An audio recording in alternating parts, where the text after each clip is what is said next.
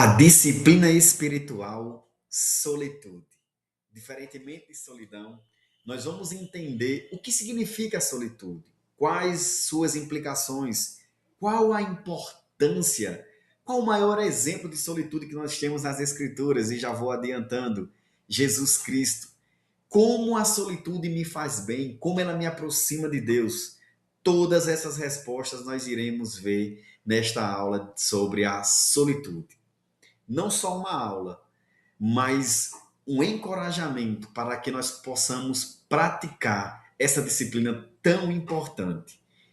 E durante essa aula nós iremos ver basicamente 4 tópicos, uma introdução acerca do assunto, a solitude e o silêncio, como isso se correlaciona, qual a importância, os tolos que oferecem sacrifícios. Nós vamos entender melhor essa expressão emblemática. E a noite escura da alma. Pois bem, Jesus Cristo foi o maior exemplo de solitude. Jesus Cristo, durante seu ministério, nos ensinou de forma muito clara e objetiva, se nós fizermos uma leitura atentiva, que ele praticou e praticou por muitas vezes a disciplina da solitude. Jesus viveu a solitude de coração. Jesus inaugurou justamente a solitude no início do seu ministério. Ou melhor, antes de inaugurar o ministério, ele se prepara durante 40 dias no deserto, ali em solitude e não sozinho, justamente para o seu grande desafio de estar diante das tentações de Satanás. Jesus também, diante de uma preparação, diante de uma escolha estratégica e uma escolha importante, uma escolha nevrálgica, Jesus, antes de decidir escolher os 12 discípulos, ele se prepara em oração, mas logicamente em solitude, como está escrito em Lucas capítulo 6, verso 12. Num daqueles dias, Jesus saiu para o monte a fim de orar e passou a noite orando a Deus. E ao amanhecer, no versículo 13, ele vai justamente fazer o maior e melhor e mais importante processo seletivo da história da humanidade. E para tal processo, ele simplesmente executa, ele põe em ação a oração e, logicamente, a solitude, que é o tema que nós estamos falando aqui. Quando Jesus recebe a notícia acerca de João Batista, quando João Batista foi morto e decapitado, ele retira-se do barco e, em particular, para um lugar deserto.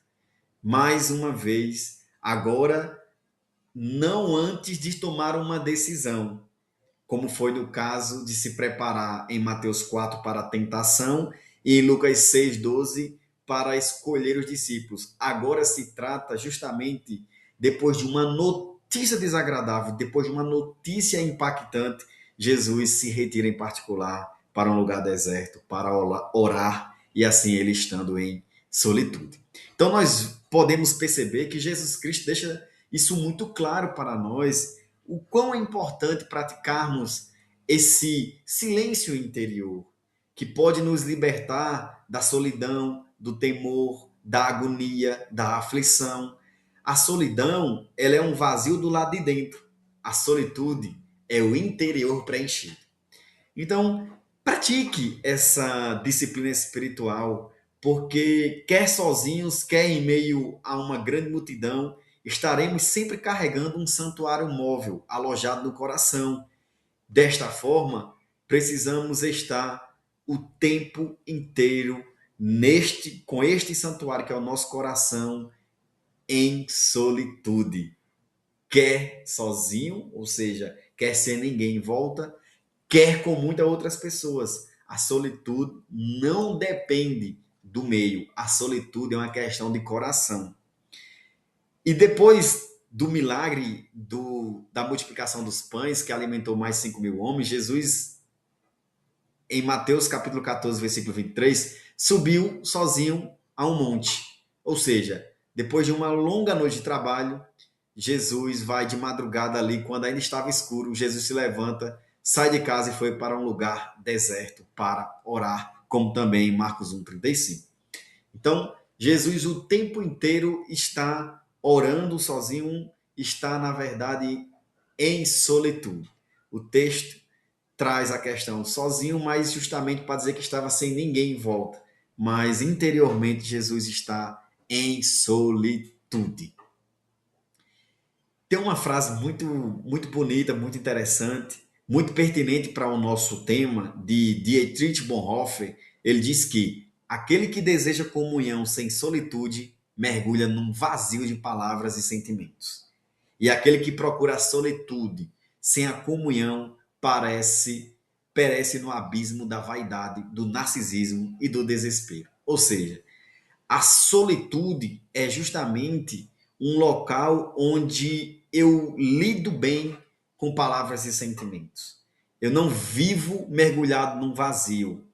Pelo contrário, eu estou bem quando eu estou em solitude. Quando eu pratico a solitude, eu não mergulho em locais vazios de palavras e sentimentos.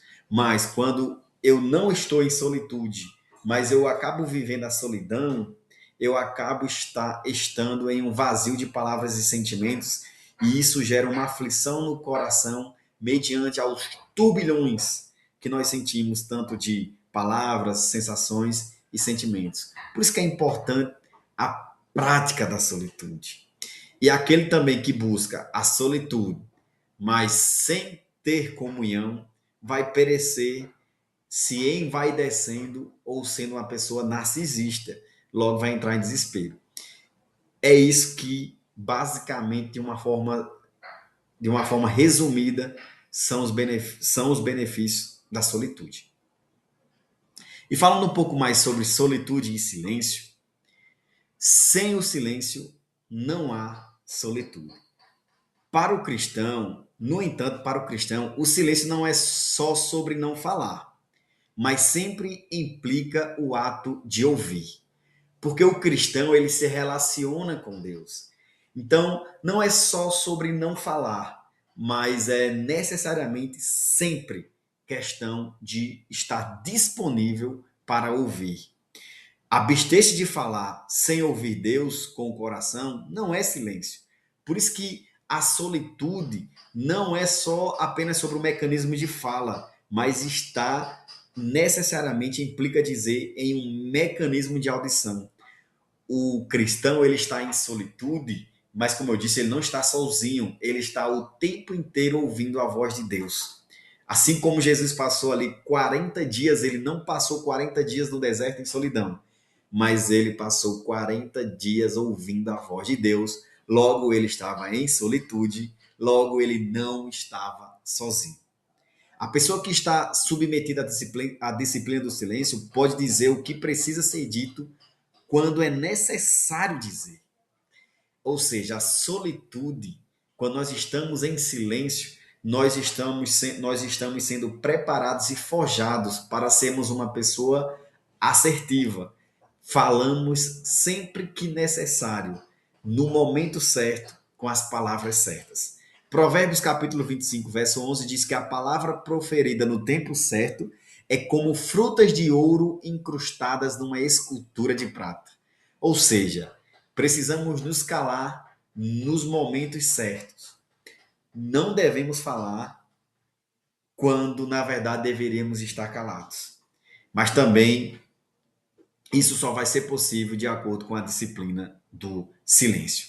Se falamos na hora de ficar em silêncio, novamente erramos o alvo. Ou seja, fale na hora certa e fique em silêncio também na hora certa. E praticando a solitude e o silêncio vai te levar a falar na hora certa. Porque você vai estar tão preparado, você vai ter ouvido tanto a voz de Deus, que você fará a decisão certa. A decisão certa só vem mediante o silêncio e a solitude. De tanto você ouvir e entender a voz de Deus, você acabará agindo de forma assertiva e correta.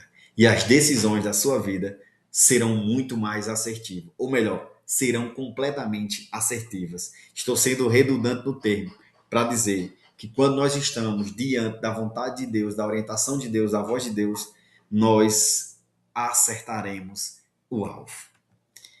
E nesse sentido, o autor de Eclesiastes, ele vai dizer que quem se aproxima para ouvir é melhor do que os tolos que oferecem sacrifício.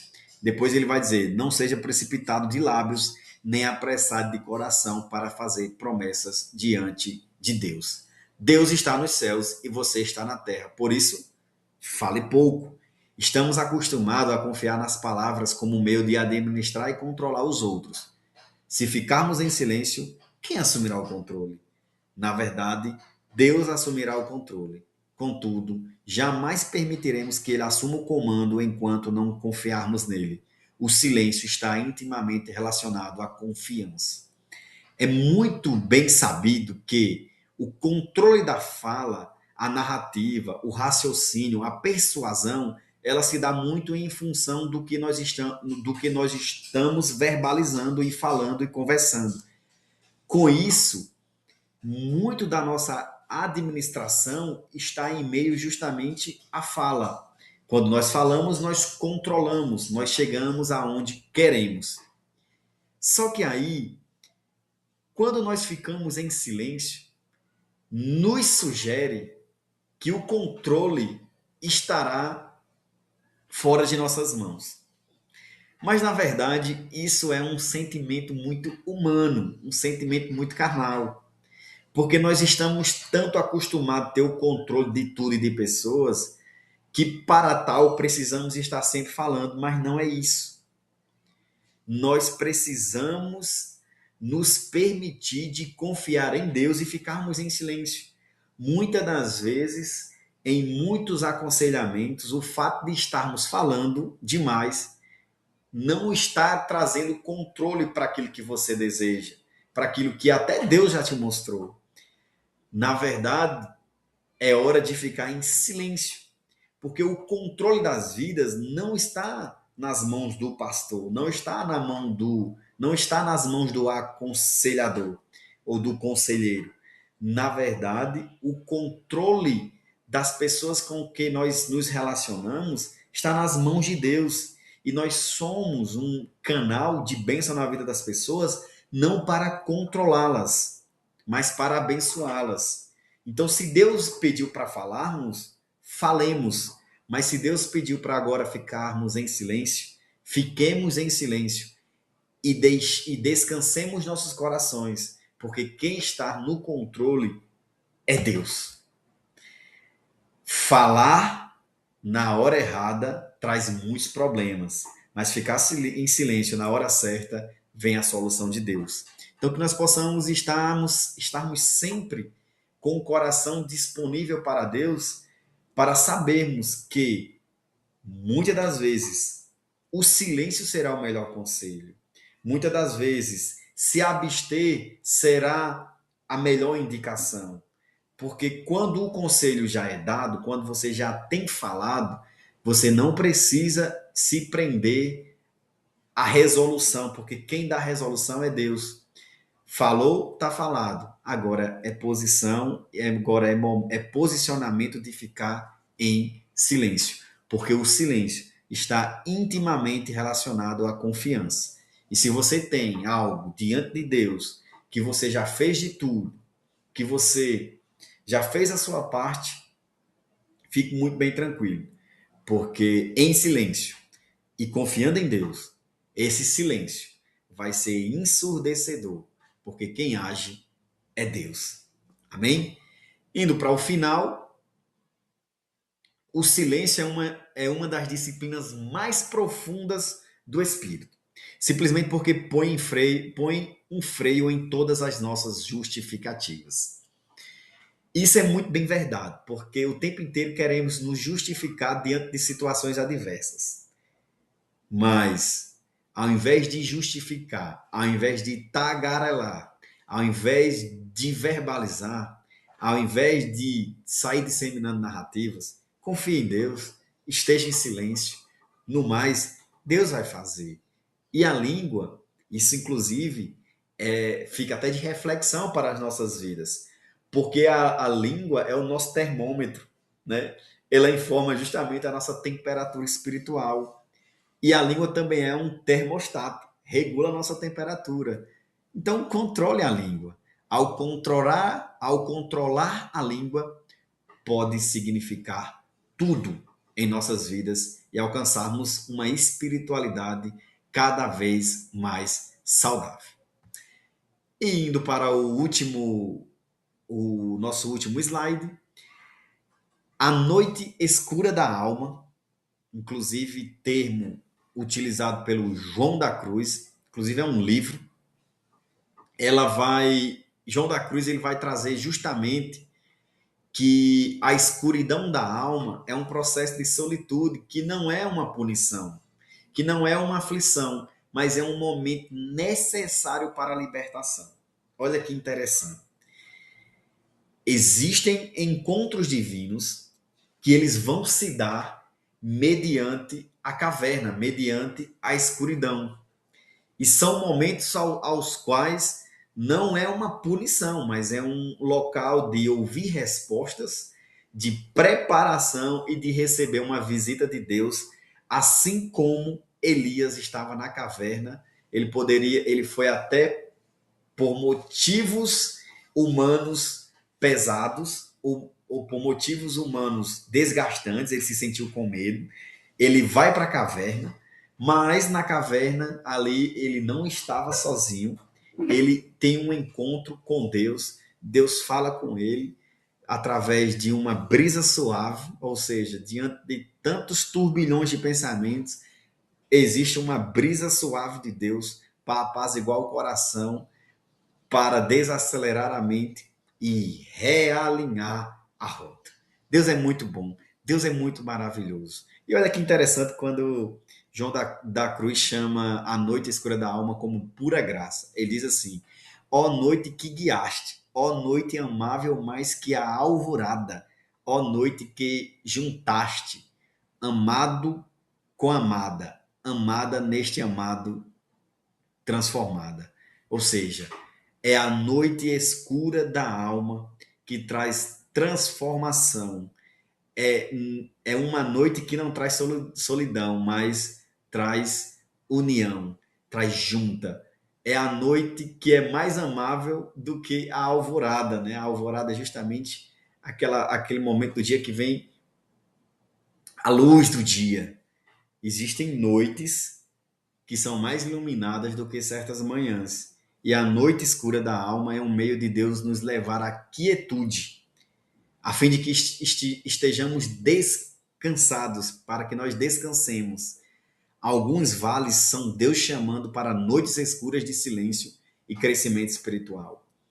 Então, que situação você se encontra hoje? Que decisão você precisa tomar? Que locais você precisa frequentar? Que estratégias você precisa tomar?